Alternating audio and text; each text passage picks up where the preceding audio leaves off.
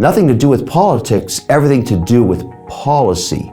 And so when you look at policy, it changes the outcome of investing in a way that's never happened before. Kevin O'Leary, AKA Mr. Wonderful, chairman of O Shares ETFs. When a company is born that's very disruptive, let's say shared rides, I mean, there's 2 or 3 huge companies around the world doing that, and everybody knows the outcome is going to change the economics of the insurance industry, the automotive manufacturing industry, how roads are built. There's all kinds of change, but the companies that started it don't necessarily end it.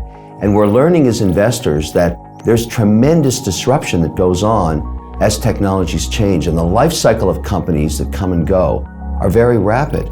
That's disruption. It's not good, it's not bad, it's just the way it is. And so when we look today to invest, it's very important to understand where the most volatility is and where the greatest stabilization is. Never before has it been more important, if you're an investor, to understand how governments are thinking, how they work with data, and where they're going to deploy capital. Because the capital flows are not only global, but they're geographic in the sense that some governments are far more advanced in their thinking and how they're going to change society and use data to do that. When you think about governments and you think about politics and you think about the rhetoric versus the outcome, let's be pragmatic. Let's look at the investment cycle in North America, where there's been a lot of volatility in the last 36 months. Mexico, the United States, and Canada. When policy changed in the United States in the last 24 months, when taxes were lowered and regulation was lifted, all of a sudden capital started flowing into that country in unprecedented amounts. If you look at Canada, which went the other way, and I'm an investor in both countries, they actually raised taxes, put on more tax, while the US was reducing regulation and tax. In a matter of 24 months, direct investment in the Canadian market dropped 52%. So for me as an investor, it'll be easier to solve these problems if we can find a way to make it a little better for all those involved.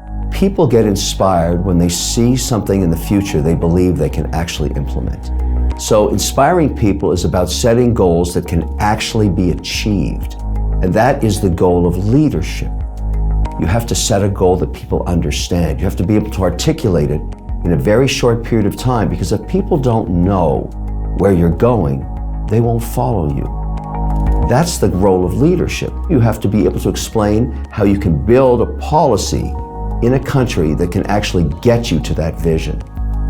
Absolutely important. You have to be able to measure it. You find great leadership that can deploy all three. They can articulate a vision. They're able to explain how the country's going to get there through policy they'll put in place. And lastly, they're not afraid to measure it. They do it on an annual basis. Set a long-term goal because it's important. Measure it on a short-term basis. Make sure those milestones are hit. Very few governments have been as successful as the governments of the Emirates. They put in place goals that had 50-year timelines, but they measured them on an annual basis and they implemented them, and look at what they have achieved. This is how you run a country.